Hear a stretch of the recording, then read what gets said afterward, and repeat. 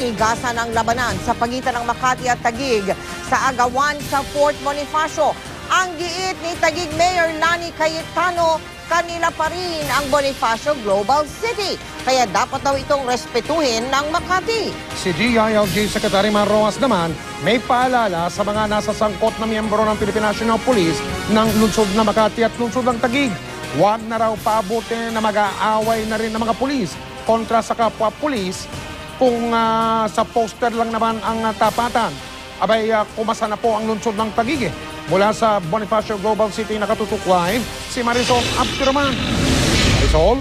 Mel, Mike, tila palala na nga ng palala ang away ng Makati City at Taguig City sa pinag-aagawang Fort Bonifacio. Kabilang na nga riyan ang Bonifacio Global City. Ang Bonifacio Global City ay teritoryo pa rin daw ng Taguig. Kaya sabi ni Taguig Mayor Lani Cayetano, dapat daw itong respetuhin ng Makati. Yung status ko, sapagkat ang batas din naman po ang nagsasabi na wala pa pong finality ang kasong ito. Giit ni Cayetano, nakapila pa ang desisyon ng Court of Appeals na nagbibigay sa Makati ng Bonifacio Global City. Kaya wag na rin muna sanang gumawa ng anumang hakbang ang Makati na makakadulot lamang ng pagkalito sa kanilang mga investors at kababayan. Ito po ay mabigat na issue sa amin pong lungsod at iniinda po ito ng 720,000 constituents ng City of Taguig. Noong Miyerkules, nauwi sa sakitan na mag-away ang mga tauhan ng City Hall ng Taguig at Makati malapit sa border ng dalawang lungsod.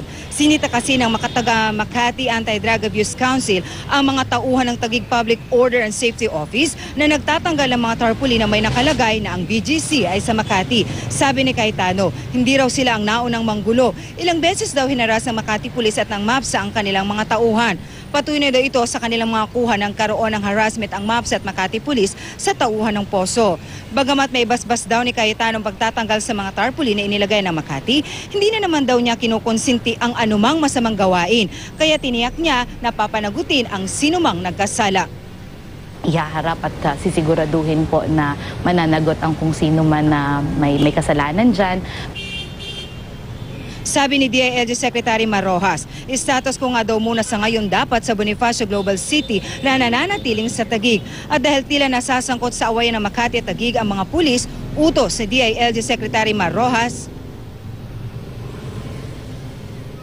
Ang Director General ng PNP ay nag-utos sa NCRPO at saka sa Southern Police District na linawin ng mabuti ang mga trabaho, ang mga SOP, ang mga patakaran para hindi maging pulis kontra pulis.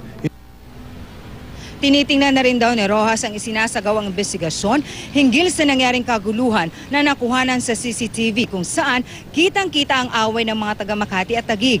Tagtag pa rin naman ng tarpaulin na may I Love Taguig ang iba't ibang lugar ng Taguig.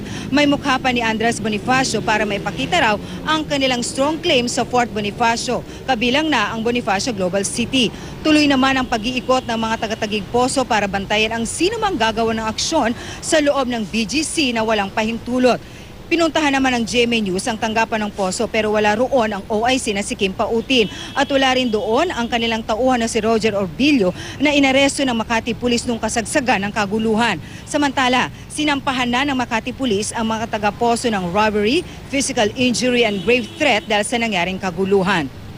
Maghapon na tinatawagan natin si Mayor Junjun Binay Melat Mike, pero hindi ito sumasagot sa ating mga tawag.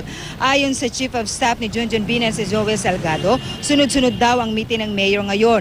Pero sa press conference ito kahapon, sinabi ni Binay na ipagpapatuloy nila ang kanilang jurisdiction sa Fort Bonifacio matapos ang naging desisyon ng Court of Appeals.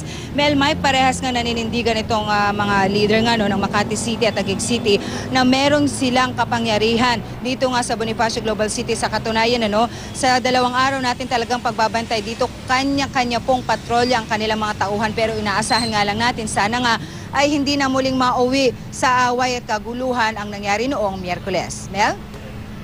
Maraming salamat sa iyo, Marisol Abduraman.